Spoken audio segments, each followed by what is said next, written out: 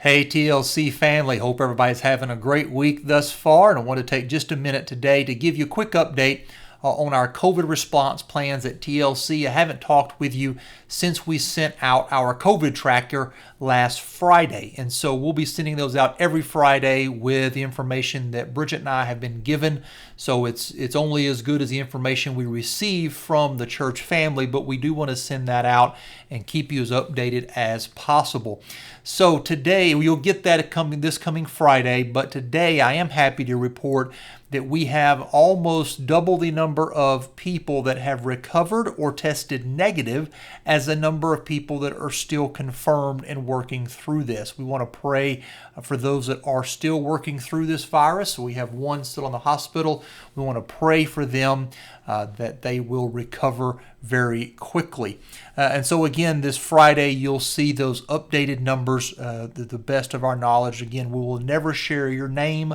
If you give us the okay to do that, we would. If you do not, if you decide to put that out there yourself, that's your business. Otherwise, we'll just put it in the numbers, in the count, and we're trying to keep up with those people and show that accordingly each week where we are. So that way you as a church family can know kind of where we're trending. Are we about through with this? And I think we're trending in a good fashion thus far for this week, and that is great. So here's the thing: if you are sick in any way and you want someone to come and pray for you, please reach out to Bridget or I. Let us know. We'll make arrangements for that. We have read some great reports. We've seen some great things happen right here at TLC. I have also seen some things on Ministers Forum where God is healing people with COVID-19. That is absolutely incredible.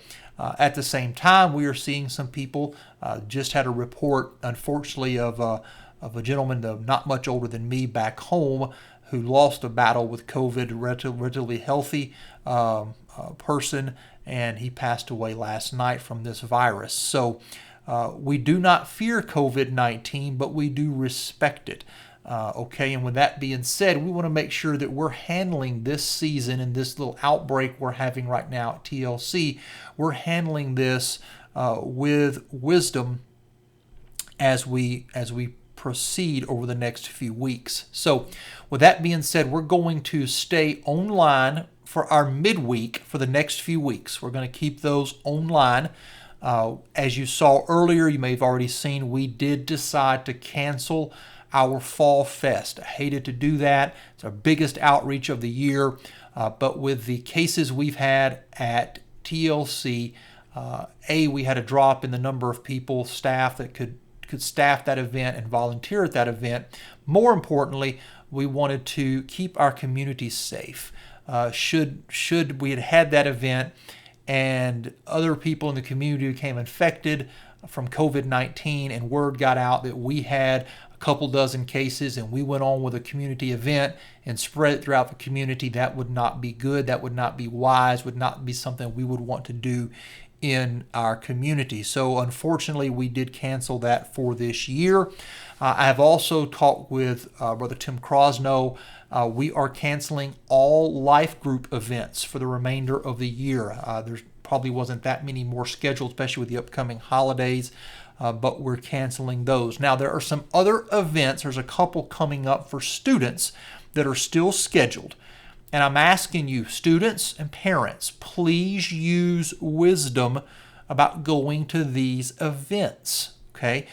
For these events and our Sunday morning services, I'm asking you to apply the same logic and the same wisdom, okay, for both of these. For Sunday morning services, we are committed to keeping our services a on-campus, in-person option, and I believe God is honoring that. We have seen guests, we have seen people get baptized, and we want to continue to have in-person services for those that are healthy. Okay, here's what I'm asking you to do. If you have any sinus symptoms, okay, those are the same as COVID symptoms. You're hearing this from your pastor who's had COVID, and I'm telling you that a headache, coughing, and sneezing etc. Those things are COVID symptoms. What we have seen right here at TLC is people that have thought they have had sinus issues, a common cold, maybe a little bit of a flu, and they thought that's all it was. Come to find out, within a week or so, those got worse, they got tested, and it was COVID. So what I'm asking you to do, please, if you're listening to your pastor, please help us with this. If you've got any of these light sinus symptoms, please stay home and enjoy our online service for that next Sunday, and let's see what happens with your symptoms. We're prayerful that it's just sinus, it's just a cold, it's just this time of year, it's just allergies, okay? Allergies are not contagious. Sinuses are not contagious, okay? So that won't spread in your household. That won't spread to other people. And if you'll just wait that week, we can all find out. You can find out if those things get worse and you get tested and find out if it's COVID, or if those things get better. Okay, it's the reason we're not having our midweek service. And so there's no question, not, oh, I thought I just had sinuses, I came on a Wednesday night, and now 6 more people have COVID. Okay, and so what I'm asking you to do, if you have any sinus symptoms, please avoid contact with other TLC people, your other TLC family members. Just give us a week. I'm just asking you to wait a week. If you've got a headache, if you've got coughing, if you've got a runny nose, if you've got sneezing, these things that looks like sinuses, it looks like cold, just wait a week. Just hang out a week, right? And let's see what happens. That way we can reduce the spread at TLC. That's the way we reduce the spread. Because here's what we want to happen. We want to have great Sunday services. Believe me, I want to show up for Sunday services. I miss not being. I could have been there this past Sunday. I felt good enough to be there. But using wisdom and seeing Bridget have symptoms, and we're still waiting for her test results, but we're pretty sure it's probably COVID, I'm not going to be there. I want to keep you safe, and I don't want to spread this any more, okay? We want people to be able to show up on a Sunday morning, you, your family, your guest, and not have any concern about the other people in that building, knowing that everybody else in that building has no symptoms and they're all healthy, they're all well. Well, Pastor, we're supposed to pray for the sick. We will. Call me. We'll make arrangements to pray for you in this season for the next 2 or 3 weeks, hopefully, and then we'll be through with this, and this will be over and done with, okay? But in this season, I will come. We'll make arrangements to come pray for you if you've got sinus or COVID symptoms. Those are one and the same. All right, but we're asking you to please enjoy our online service if you have any symptom that could be sinus, cold, allergy. Those are all also COVID symptoms, okay? We have the sanitation fogger that's being used. We are doing temperature checks. Those started, I believe, last Sunday. We have this notification system. We're notifying people. We are asking families to stay together, to come, get there about the time the start of service, stay with your family, and then fellowship outside of the building. So we're putting that on top of our other precautions that we've already had in place.